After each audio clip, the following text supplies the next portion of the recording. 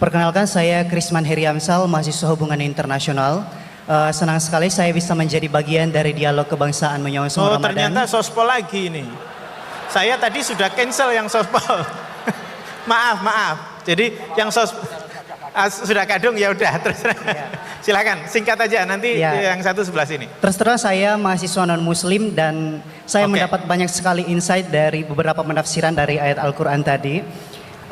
Salah satu fenomena yang kita hadapi saat ini sangat sulit untuk menghadirkan dialog-dialog yang menghadirkan orang-orang yang dari latar belakang agama yang berbeda, dan seolah-olah hanya jika kita memiliki latar belakang keagamaan yang sama baru kemudian kita bisa memiliki kesempatan untuk berdialog. Nah, kira-kira mengapa sangat sulit bagi kita di negara kita ini untuk menghadirkan orang-orang dari latar belakang agama yang berbeda untuk hadir dalam suatu forum dialog yang sama. Kemudian bagaimana kita bisa menyikapi fenomena tersebut? Terima kasih. Gus Baha, teng Al-Qur'an niku wonten lantana lul birro hatta sebentar. Alon-alon dulu perkenalkan dulu. Oh ya, maaf. Oke, perkenalkan. Nama saya Imam, tapi bapak saya Zainuri. Jadi saya lebih suka dipanggil Ibnu Zainuri. Baik, Gus Bah, di Al-Quran itu ada lantana lul birro hatta tunfiqu mimma tuhibbun. Engkau tidak akan menemukan kebenaran hingga engkau menginfakkan apa yang engkau sukai. Nah, dalam rangka menjalin islah antara Gus Bah dengan saya, apa boleh bila peci kita tukeran? Matur nuwun.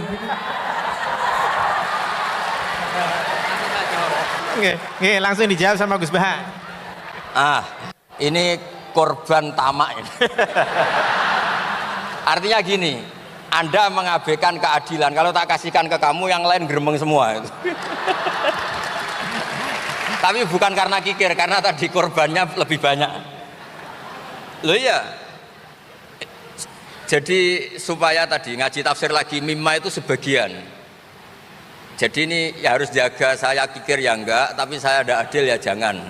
Ini orang yang dekat saya aja gak akan saya kasih peci saya ini, nanti yang lainnya bisa geremeng. Assalamualaikum warahmatullahi wabarakatuh. Ngapunten Prof. Quraisy Shihab sama Gus Baha. Pertanyaan saya sebenarnya ada dua, cuma nama dari prodi Fakultas perkenalkan, saya Samiana Sitatu Zahro dari Fakultas Biologi. Seperti itu. Pertanyaan saya sebenarnya ada dua, namun sepertinya yang pertama sama seperti teman-teman yang lain. Jadi saya lanjutkan ke pertanyaan yang kedua. Pertanyaan saya, dalam kehidupan seperti berpolitik, bermasyarakat, lalu berorganisasi itu seringkali ditemukan perbedaan pendapat dan bersitegang sampai terjadi konflik yang mengkhawatirkan ukhuwah dalam wilayah tersebut. Lalu bagaimana menyikapi hal tersebut sebagai khalifah atau pemimpin dan sebagai orang yang di dalamnya yang tentunya harus derek kepada khalifahnya tersebut. Terima kasih. Wassalamualaikum warahmatullahi wabarakatuh. Waalaikumsalam warahmatullahi wabarakatuh. Perkenalkan, nama saya Muhammad Amalia Sumbada dari Ekonomi Vokasi. Seperti masnya tadi, karena bapak saya Suprapto, saya lebih suka dipanggil Mik Suprapto. Ini saya tulis di depan. Yang pertama, sebelumnya saya kepada Prof. Quraisy Shihab, saya mohon maaf dulu, mumpung kesempatan bisa meminta maaf, karena zaman dulu saya masih kuliah, masih suka ngaji yang rodo-rodo ekstrim itu, ketika melihat Pak Quraisy Shihab di TV itu saya sok ngerasani kok gini tolin nafsir kayak gitu. Jadi mohon maaf lahir batin ya Pak Quraisy. Mumpung ada kesempatan. Baik, saya ingin menyampaikan terkait ukhuwah. Tadi mungkin nyambung dengan sesi pertama tadi, terkait ini ada dua kubu sama-sama pengen berdiskusi, sama-sama kenceng gitu ya. Nah, ini yang harus mendamaikan siapa gitu. Kalau sama-sama legowo enak tadi ya. Oh ya sudah, tidak perlu diskusi sama orang yang kepala batu gitu ya. Terus kalau misalnya di levelnya UGM ini kebetulan alhamdulillah Bu Rektor, Bu Ova hadir di sini. Jadi misalnya ada polemik di UGM, yang tendik bilang oh dosen tuh begini, yang dosen bilang tendik tuh begini, yang mahasiswa nyalah ke dosennya, dosen tuh begini, yang dosennya nyalah ke. Nah, ini kan ada pimpinan di atas untuk bisa mendamaikan karena hadir di sini. Nah, yang jadi pertanyaan saya, menjadi kekhawatiran itu ketika di ranah dakwah, apakah umat ini memang ini ujiannya umat untuk melihat para alim ulama ini saling serang. Jadi misalnya kalau kita belajar distribusi normal itu kan pasti ada 10% ekstrim kanan, 10% ekstrim kiri. Yang tengah-tengah itu biasanya ikut-ikutan aja. Konteks misalnya di masjid, ada ulama yang ekstrim kanan itu selalu sholat itu harus jamaah, harus di masjid, harus tepat waktu dan sebagainya. Yang tidak itu salah dan merasa punya kewajiban untuk membenarkan. Nah, sedangkan ada ulama-ulama yang kebetulan Gus Bah kemarin saya nderek di Watu Congol sebentar sekali, Gus Bah ngajinya di Gus Ali, alhamdulillah di sini kepanggih lagi. Itu Gus Ali itu tipe-tipe ulama yang ngopeni jamaah. Ya sing penting sholat. Ora iso saiki ya kodok kan gitu. Ya engko dirapel. Nah, siapa yang berkepentingan untuk atau punya kewenangan untuk memahamkan dua kubu ulama ini untuk memahamkan bahwa jenengan ini porsinya sini, jenengan ini porsinya sini, nggak usah saling serang. Nah, kita ini kan jamaah hanya nonton, bingung. Kesannya itu kita ikut di sini disalahkan sana, kita ikut yang sana disalahkan yang sini. Nah, ini kira-kira harus tugasnya siapa untuk memahamkan para alim ulama ini bahwa beliau-beliau ini punya porsinya masing-masing, tidak perlu mengikuti ranahnya yang berbeda. Mungkin itu saja. Matur nuwun. Assalamualaikum warahmatullahi wabarakatuh. Assalamualaikum warahmatullahi wabarakatuh. Saya sudah mengangkat tangan 3 kali tadi Bapak Mujid. Perkenalkan, saya Faiz, gitu. Gus Baha, saya dari Pamutan Rembang. Ibu saya keponakannya Mbah Yusuf, Mbah Muhaidah. Gus Baha, alhamdulillah bisa bertemu Gus Baha di sini. Senang bertemu Prof. Quraisy Shihab. Pertanyaan saya, apabila ada pemimpin Muslim yang mohon maaf secara kinerja dia kurang baik, kemudian pemimpin non Muslim secara kinerja sangat baik. Ini sebagai kami orang Islam memilih yang Muslim atau yang non Muslim untuk menjadi kepala daerah misalnya. Atau bagaimana jika pemimpinnya perempuan? Meskipun saat ini sudah ada Prof. Ova di sini, juga Bu Mega begitu. Kemudian termasuk ketika kami di UGM ada rekrutmen dosen baru, kira-kira mana yang bisa kami pilih apabila nilainya berdekatan begitu. Itu pertanyaan dari saya. Saya baru perkenalannya di belakang Bapak Mujid, saya dari Forum Silaturahmi Nahdlatul Ulama, saya juga pengajar di pengelolaan arsip rekaman informasi di BSMB Sekolah Vokasi sama dengan Gus Prapto. Mohon maaf. Assalamualaikum warahmatullahi wabarakatuh. Waalaikumsalam warahmatullahi wabarakatuh. Terima kasih banyak untuk pertanyaan-pertanyaannya. Ya, silahkan Gus Bah untuk menanggapi. Mudah-mudah dulu. Nanti Pak Kores mentau. Bismillahirrahmanirrahim. Tadi yang dari Magelang ya, yang tetangganya Gus Ali tadi Bali, yang minta maaf sama Pak Kures. Saya mewakili beliau sudah dimaafkan. Karena saya tahu kalau tradisi orang alim, tradisi kiai itu memaafkan itu ibadah, jadi enteng saja. Apalagi pas Anda ngerasain itu nggak ditulis kok diaras karena nggak ngefek. Nah, terus saya ngapresiasi pertanyaan dari mahasiswa non muslim tadi. Sebetulnya ketika negara ini berdiri itu ya dialek semua antar umat beragama, sehingga diputuskan yang penting itu berketuhanan. Maka yang ditolak oleh konstitusi kita adalah ateisme, komunisme. Saya membayangkan misalnya punya anak perempuan, diajak orang yang tidak beragama di tengah hutan misalnya, bunuh ya tidak takut Tuhan, merkosa tidak takut Tuhan, salah etika ya tidak takut Tuhan. Bandingkan kalau diajak yang beragama, pasti masih ada rambu-rambu, ada ini itu. Sehingga memang masalah betul ketika orang tidak berketuhanan itu. Jadi saya ingatkan Mas tadi, siapa tadi namanya? Yang non Irwan Syah Irman Syah, yang non muslim tadi itu. dari HI. Siapa? Namanya siapa? Siapa? Kurang jelas. Coba, Siapa namanya? Ya. Krisman. Oke, namanya Krisman. Jadi Mas Krisman ya, kalau dibilang nggak pernah ada dialog, dulu ketika negara ini berdiri, itu semua tokoh agama bersepakat.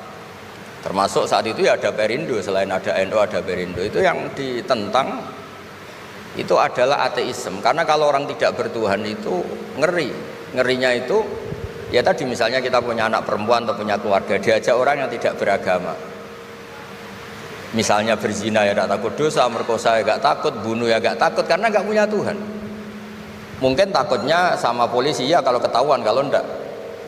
Tapi kalau orang bertuhan ini sistem kesalehannya, sistem kebaikannya ini berlipat-lipat. Takut hukuman Tuhan, takut sosial, takut ini itulah, sehingga kita bersepakat berketuhanan. Lalu kedua, ada beberapa kejadian nyata di beberapa negara yang fahamnya itu tidak bertuhan, itu bekas kondom atau bekas apa dipakai lagi, didaur ulang. Bahkan tinja yang bisa dikelola jadi bahan makanan. Kalau yang beragama tidak, termasuk mungkin di ilmu medis ini tidak wilayah saya, tapi saya cerita mungkin masalah-masalah kayak ya apa hal-hal yang menurut kita dilarang, menurut agama mereka enteng saja. Misalnya bikin cadangan-cadangan organ tubuh dan sebagainya. Kalau beragama itu masih enak, aturannya jelas. Kalau nggak beragama itu repot. Sehingga saya cerita sedikit lagi-lagi karena kadung dipuji ahli Quran Pak Kures sama saya. Saya cerita. Dulu ketika Rasulullah itu sugeng masih hidup, itu ada kekuatan politik. Satu Romawi bertuhan, yang satu Persia tidak bertuhan, tidak berkitab suci. Ketika Romawi kalah, itu Rasulullah itu susahnya bukan main, karena yang masih mentautkan diri dengan Tuhan kalah sama yang sudah tidak bertuhan. Dan ketika akhirnya Persia yang kalah, yang menang Romawi, Nabi itu ikut senang karena yang bertuhan mengalahkan yang tidak bertuhan. Kenapa penting bertuhan? Karena bertuhan itu setidaknya punya aturan. Melakukan ini dosa, melakukan ini dosa. Empati sama fakir miskin itu ibadah. Semua agama pasti sama di tema-tema seperti itu. Sehingga berketuhanan ini penting sekali, kata Pak Kures tadi, berketuhanan itu luar biasa. Terus kedua, ini penting juga. Saya mohonnya, saya pernah juga disowani beberapa tokoh dari Mabes Polri. Saya sering bilang, Indonesia utamanya pejabatnya harus terima kasih sama seluruh rakyat Indonesia, karena itu aset yang sebenarnya Indonesia ya seluruh rakyat Indonesia. Saya cerita satu cerita, ini hadis sahih di Bukhari, nggak bisa dipertentangkan. Ini hadis sahih di Bukhari, di Muslim. Di antara yang diapresiasi Allah itu adalah potensi jahat kita tidak menjadi, tidak kita wujudkan. Kalau seluruh rakyat Indonesia, tidak usah seluruh, 1/4 kita ini maling semua. Itu negara miskin kok, karena biayai kita di penjara 2 tahun, 3 tahun. Separuh kita mentalnya membunuh, habis Indonesia.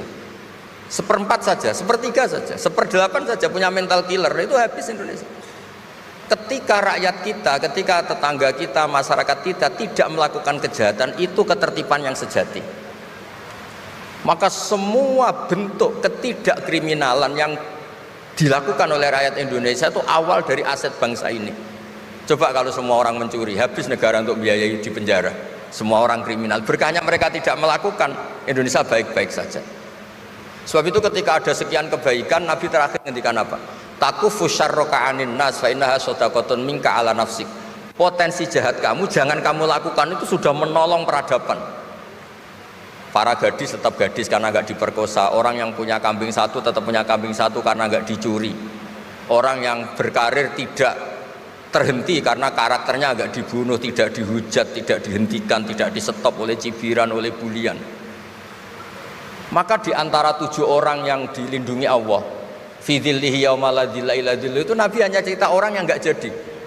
Di antara yang diceritakan Nabi dalam sebuah hadis, saya ini lelaki sejati, sangat mencintai sepupu saya, dan saya mau ngumpuli dia, tidak mau sampai saya kasih uang 100 dinar. Setelah saya kasih 100 dinar, saya ingin ngumpuli dia dengan cara salah tentu. Dia gak mau dan berpesan, la tafuddal khatam illa bihaqqi, kamu jangan ngumpuli saya sebelum nikah. Singkat cerita, pemuda ini gak jadi melakukan hal yang nista, yang gak benar. Itu sama Allah dijadikan wali, berkahnya nggak jadi. Jadi kalau potensi kejahatan kita tidak menimpa orang lain itu sudah luar biasa. Jangan nunggu berjasa kita dapat penghargaan setelah kita jadi kiai besar, jadi dosen UGM, jadi ini itu. Semua masyarakat kita yang menahan potensi kejahatannya itu adalah aset sejati Indonesia.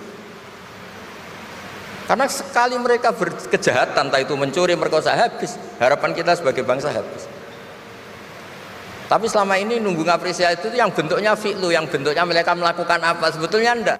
Tidak melakukan kejahatan itu sudah bagian dari kebaikan yang luar biasa. Terus yang terakhir tadi yang pertanyaan pemimpin muslim dan non muslim.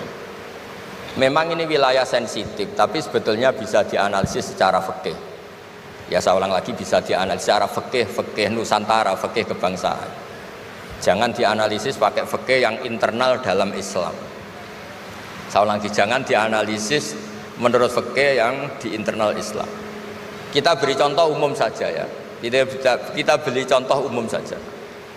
Dulu Pak Gores pernah mencontohkan kalau non muslim bisa jadi pilot beneran, padahal dia non, sama Pak Munjid yang kiai di UGM nggak bisa jadi pilot. Kira-kira milih mana?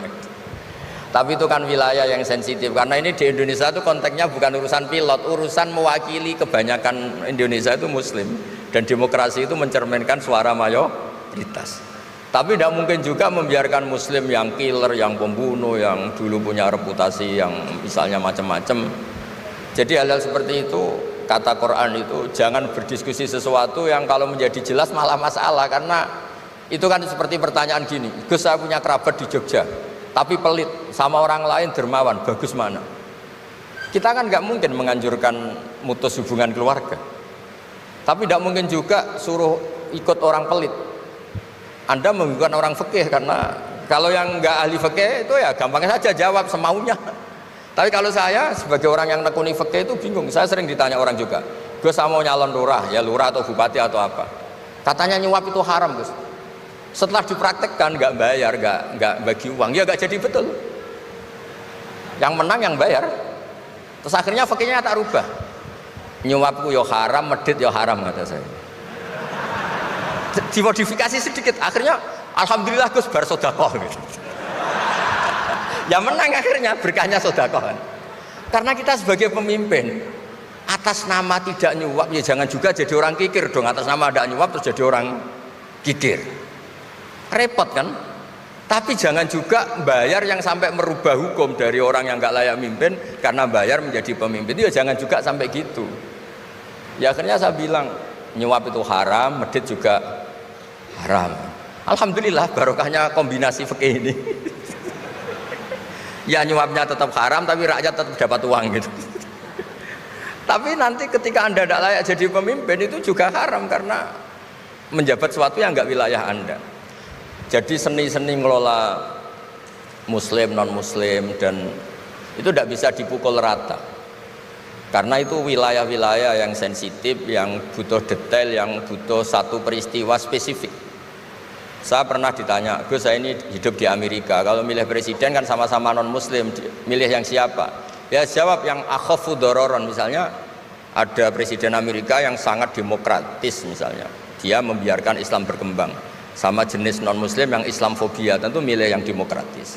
Ada yang dosanya itu membunuh, yang satu dosanya korupsi, ya milih ya korupsi karena membunuh itu lebih ekstrim dibanding korupsi misalnya. Itu ada di aturan fikih, jika sama-sama pasti salah, milih yang akhafud dororen, yang madorotnya ada begitu apa? Besar. Coba kalau kita punya pemimpin yang hobinya itu bunuh, sama yang hobinya rakus harta misalnya. Itu di fikih jelas dijelaskan, milih yang rakus harta kalau bandingannya itu, karena pembunuhan itu lebih berat secara ukuran dosa. Tapi apapun itu, ini bukan pembenaran pada kesalahan, bukan, tapi memang ada aturannya. kalau ada dua dororani, dua bahaya, urtukiba khofuma, kalau ada dua hal yang bahaya, dipilih yang paling ringan kalau dalam konteksnya tadi. Kalau kita membiarkan pemimpin yang nggak benar, dipimpin orang nggak benar, tapi kalau memaksakan chaos misalnya, ya milih yang nggak chaos. Itu kan ada aturannya di fikih, karena Nabi menghindari al-harad. Al-harad itu chaos, pembunuhan massal, itu nggak boleh. Dan mayu addi ila dzalik juga nggak boleh, yang bisa potensi begitu juga nggak boleh. Jadi saya mohon di antara aturannya Quran itu latas alu anasya intu bedalakum tasukum, kamu jangan diskusi sesuatu yang kalau diperjelas malah kamu yang malu. Saya biasanya mencontohkan hal-hal yang ringan kayak suami istri. Misalnya Anda tanya sama Pak Munjid, istrinya tanya, Mas, apa betul saya ini cinta pertama Anda, bukan alternatif terakhir? Wah, itu rata-rata orang nikah itu kan korban alternatif terakhir gitu. Itu kalau ditanya sama-sama konangan itu aslinya itu. Ceweknya juga sama, apa betul Pak Minjit itu cinta pertama pilihan terakhir? Oh, saya sering mau nikah ini orang yang saya cintai, tapi takdirnya ini gitu. Itu kan orang dibilang takdir itu kan ya tersinggung. Jadi banyak hal yang kalau didiskusikan tuh masalah-masalah. Latas alu an asya intu bedalakum tasukum. Kamu jangan tanya atau diskusi sesuatu yang kalau diperjelas itu malah masalah. Jadi itu etika ya, etika dalam diskusi juga jangan memicu lagi. Saya kira demikian.